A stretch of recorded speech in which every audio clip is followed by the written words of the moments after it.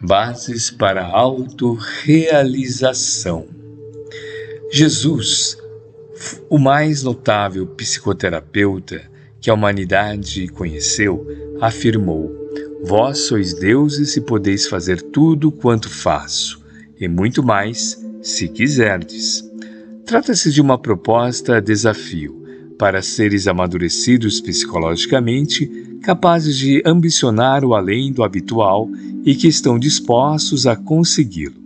Para lograr o êxito desse tentame, é necessário possuir autoconfiança e fé, essa certeza coerente que existe entre os desejar e o poder realizar, saindo do mesmismo perturbador das ambições exclusivamente da natureza material imediatista.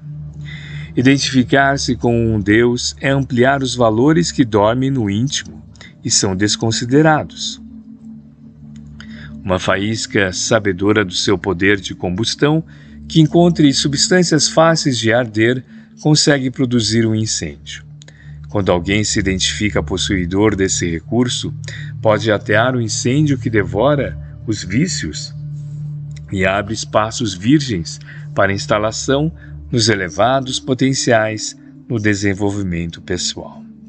Quem toma conhecimento dos recursos próprios dispõe-se de medida para avaliar as possibilidades de triunfo e empenha-se para alcançá-lo, enquanto aquele que os desconhece detém-se no pretexto da própria fragilidade, porque no íntimo assim o prefere. O ser existencial tem o seu significado relevante, que necessita ser detectado e utilizado com segurança.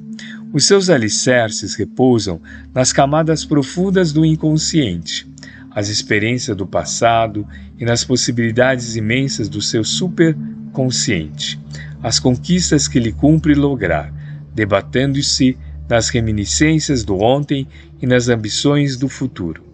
O ser existencial oscila entre esses dois polos, que contribui para a realização feliz ou desventurada no presente, a depender, naturalmente, das opções elegidas e do empenho aplicado na sua execução. Inicialmente é lícito fazer-se uma avaliação do que são tesouros, os de ordem externa e os interiores.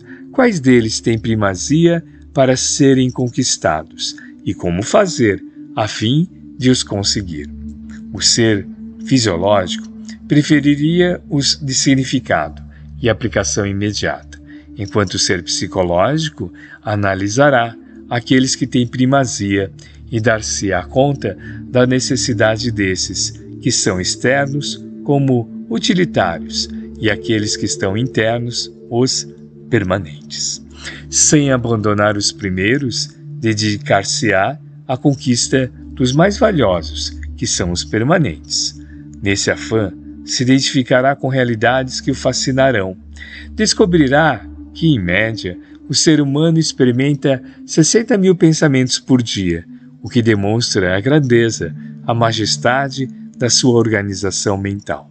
Descobrindo quanto é nobre aprender a utilizar desse tesouro abundante, que muitas vezes se perde em círculo de viciações mentais, malbaratando tempo e oportunidade em lamentações, queixas, pessimismo, desgaste das potências de que é constituído.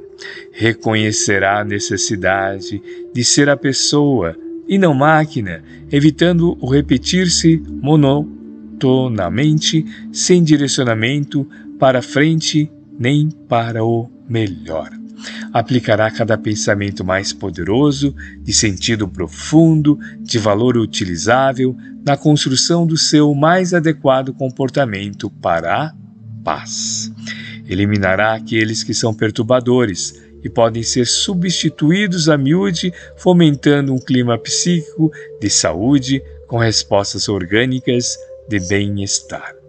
Com essa atitude mental, vencerá o medo de adoecer, de envelhecer, de ficar pobre, de enfrentar dificuldades, de morrer, pois compreenderá serem todos esses fatores perfeitamente controláveis, desde que assuma sua condição de Deus e passe a fazer tudo quanto é possível através do empenho pessoal. A doença é sempre acidente de percurso, jamais sendo uma realidade. Antes é um estado transitório, que pode ser ultrapassado, mesmo quando se apresente com características expiatórias, já que o ser é eterno. As manifestações orgânicas e mentais desta ou daquela natureza fazem parte da transitoriedade do mundo da forma. Não se justifica dessa maneira o medo de doenças. O envelhecimento não deve inspirar qualquer tipo de receio, porquanto a beleza de cada fase da existência corporal encontra-se na atitude interior de quem observa o mundo externo. As experiências nascem das vivências, e para poder fruí-la é exigido o patrimônio do tempo, no que ocorrem o envelhecimento do corpo e o amadurecimento do espírito. A verdadeira pobreza é interior, quando se perdem as aspirações de crescimento e realização íntima. A financeira é sempre contornável, desde que o indivíduo se empenhe por superá-la, e o trabalho é assim fonte geradora de recursos externos, enquanto internamente aprimora o sentido de vida. Os verdadeiramente pobres perderam a razão de viver e entregam-se funestamente aos prazeres perturbadores, aos gozos desgastantes, aos jogos da ilusão cansativa. E a morte, a grande devoradora da vida, desmitifica-se e já não inspira qualquer receio, porque ela faz parte do processo existencial, como forma de desenvolvimento do ser profundo, que experimenta, etapa a etapa, novos mecanismos de elevação. O processo de envelhecimento, por ser portador de muita beleza, é lento, biologicamente bem elaborado, proporcionando o tesouro da sabedoria, em forma de discernimento lúcido, propiciador de harmonia íntima e de autoentrega após o ciclo da existência física. O ato de aprender a amar tudo quanto se faz, a realizar bem tudo quanto se gosta, a repartir com todos as alegrias e esperanças da vida em triunfo, dá significado pleno ao seu ser existencial, que agora pode fazer tudo quanto Jesus realizou, identificando-se com Deus.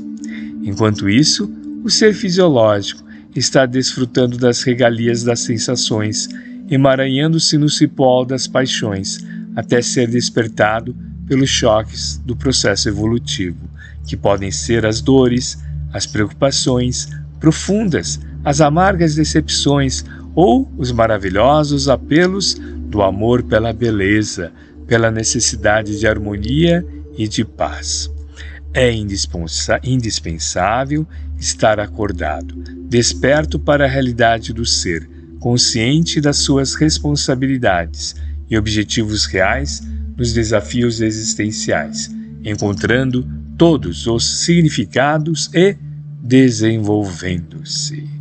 Joana de Ângeles, psicografia de Divaldo Pereira Franco, obra Vida, Desafios e Soluções, capítulo Bases para a Autorrealização.